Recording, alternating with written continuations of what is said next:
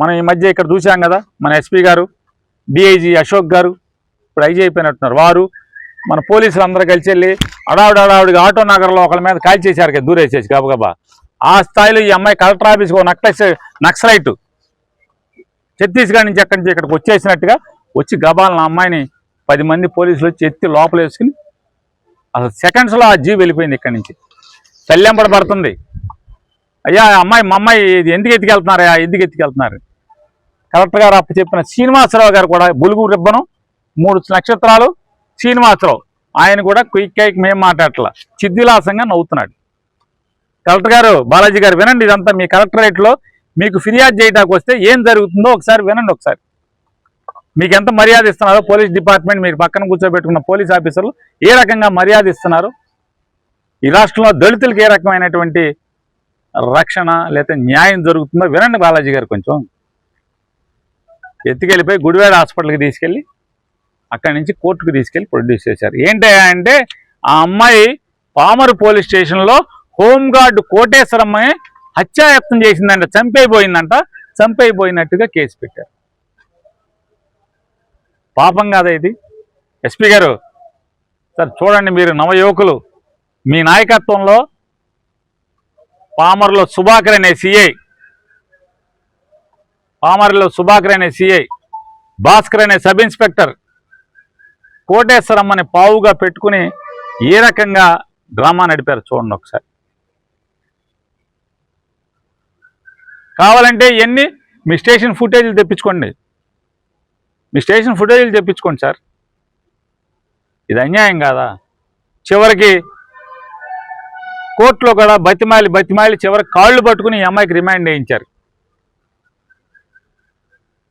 న్యాయస్థానంలో ఉన్నటువంటి అధికారులు ఆడకూతురే చదువుకునే అమ్మాయి పాపమయ్యా, ఎందుకయ్యా ఈ పాపం నాకెందుకయ్యా అని కూడా అన్నా కూడా కాళ్ళు పట్టుకుని లోపలికి వేయించారు. పెన్నుతో రాశారంటున్నారు 307 అనేది. ఇది ఎంతవరకు మానవీయం? ఉచ్చం నీచం ఏమున్నదా? ఈ జిల్లాలో ఎంతోమంది రౌడీలు రాజ్యం వెళ్తున్నారు.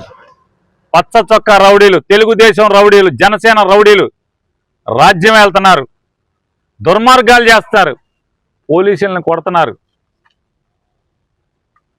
ఏం లేవు, స్టేషన్ బెయిల్, కేసులు ఉండవు, బాగా ఉన్నా కేసున్నా స్టేషన్ బెయిల్. అమాయకురాలు గణేష్ అనేటువంటి ఒక తెలుగుదేశం పార్టీ నాయకుడి యొక్క తృప్తి కోసం, గణేష్ అనేవాడి యొక్క కళ్ళల్లో ఆనందం కోసం సుభాకరు, భాస్కరు ఇంత నీచానికి ఒడికట్టం. పోలీసు ఉద్యోగాన్ని అడ్డం పెట్టుకుని ఒక దళిత యువత మీద, నర్సింగ్ చదువుతున్నటువంటి దళిత యువతి మీద ఇంత కిరాతకంగా, ఇంత అమానుషంగా, అమానవీయంగా దొంగ కేసులు పెట్టి, తప్పుడు కేసులు పెట్టి జైల్లో మగ్గదీయటం. ఊరికే పోతే ఈ పాపాలు. ఈ గణేష్ అనే అతని ఒక నాయకత్వంలో కౌంటింగ్కి ముందు ఇల్లు తగలబెడితే కేసు లేదు. ఈ జుజ్జువరపు చిన్ని అనే ఒక చిన్ని దళిత యొక్క తమ్ముడు ఇల్లు తగలబెడితే కేసు లేదు, ఈ రోజు దాకా లేదు. గణేష్, సుభాకరు అందరూ వెయిట్ చేయండి. ఇవాళ ఈ అమ్మాయి అభాగ్యురాలైనటువంటి, నోరు లేనటువంటి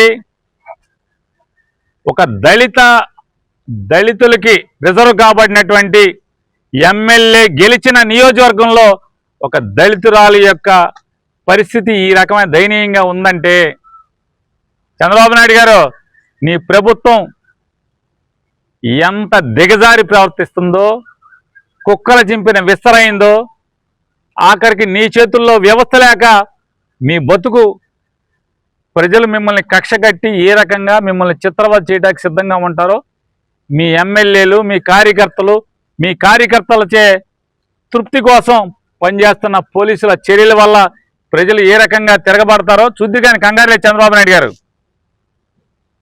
పవన్ కళ్యాణ్ గారు చెప్తారు, 100 నీతులు చెప్పావు ఎమ్మెల్యే ఎప్పటికీ, ఉప ముఖ్యమంత్రి అయ్యాక ఏం కనపడవా? నీకు ఒక 50 మంది పోలీసుల్ని కాపలాగా ఇస్తే 24 గంటలు చాలా, ఇంకేం అక్కర్లేదా? పిఎస్బి రిజిస్ట్రేషన్ ఉన్నటువంటి విమానం ఇచ్చేస్తే చాలా, 24 గంటలు నువ్వు దేటానికి. నీకు మామూలుగా దొడ్లో దోణ కట్టేసినట్టు ఒక విమానం కట్టేస్తే గన్నవరం ఎయిర్పోర్ట్లో సరిపోద్దా పవన్ కళ్యాణ్ గారు? చర్యలు ఉండవా? సుభాకర్ మీద, భాస్కర్ మీద చర్యలు ఉండవా? శ్రీనివాసరావు గారు, ఒకవేళ నిజంగా నేను అనుకునే శ్రీనివాసరావు అయితే ఇదివరకు ఇంత చెడిపోయినోడు కాదు నువ్వు. శ్రీనివాసరావు గారు, బులుగు రిబ్బన్ శ్రీనివాసరావు గారు, నాకు తెలిసిన శ్రీనివాసరావు నువ్వు అయి ఉంటే కనుక నువ్వు ఇదివరకు ఇటు చెడిపోలా. ఆడకూతుర్ని, చదువుకున్న అమ్మాయిని హాస్పిటల్లో బెడ్ మేంచి న్యాయం కోసం అర్థిస్తాక మీ దగ్గరికి వస్తే, గ్రీవెన్స్కి వస్తే నువ్వు నమ్మకంగా అంటే ఓదార్పు మాటలు చెప్పి, అన్నయ్యపు మాటలు చెప్పి జాగ్రత్తగా తలనిమురుతూ పోలీసుల్ని పిలిపించి ఈ రకంగా జైల్లో ఇస్తా. పాపాలు కదా ఇవన్నీ? పాపాలు కదా అన్న. కోటేశ్వరమ్మ గారు, నువ్వు నిజంగా ఏ దేవుణ్ణి ప్రార్థిస్తున్నావో గుర్తుంచుకో. నీ అంతరాత్మను అడుగు. నువ్వు చేసింది, నువ్వు పెట్టిన కేసు ధర్మమా? ఇక తోటి ఆడకూతురుని ఈ రకంగా జైల్లో మగ్గదీయటం, 307 కేసు పెట్టి నేను హత్య చేయించే ప్రయత్నం చేసింది అమ్మాయి. దేవుడు పైన ఉన్నాడు. సుభాకర్ గారు, భాస్కర్ రావు గారు, కోటేశ్వరమ్మ గారు, నిజంగా ఎస్పీ గారు మీరు నవయువకుడు, చదువుకుని అద్భుతంగా ఐపీఎస్ పాస్ అయ్యి వచ్చారు. మీ నాయకత్వంలో కింద పోలీసులు, తెలుగుదేశం నాయకుల కళ్ళల్లో ఆనందం కోసం ఇటువంటి తప్పుడు కేసులు కట్టి తప్పుడుతనంగా విచారణ చేసే పరిస్థితులు వస్తాయి. విర్రవేగుతుంటే మీరు చర్యలు తీసుకోకపోతే మీ అమ్మగారు, నాన్నగారు మిమ్మల్ని చదివించిన చదువుకు అర్థమేమన్నా ఉంటుందా సార్? చెప్పండి సార్. మీరు ప్రమాణం చేసి వచ్చారు కదా సార్, పేదల్ని కాపాడుతానని ప్రమాణం చేసి వచ్చారు కదా సార్. ఈ సుభాకరు, ఈ భాస్కరు ఇట్లాంటి వాళ్ళ చెర నుంచి పేదలకు న్యాయం జరగదా? మీ నాయకత్వంలో కూడా చేయలేరా మీరు? డిమాండ్ చేస్తున్నాం, దేవుణ్ణి ప్రార్థిస్తున్నాం. ఈ సుప్రియ ఇవాళ 307 అంటే హత్యాయత్నం కేసు కింద జైల్లో ఉన్నటువంటి ఆ ముక్కు పచ్చలారనటువంటి సుప్రియ, అభం తేలిన సుప్రియ, ఆ భగవంతుడు న్యాయం చేసే రోజు కోసం నేను దేవుడిని ప్రార్థిస్తుంటామని చెప్పని చెప్తున్నాను మీ అందరికి.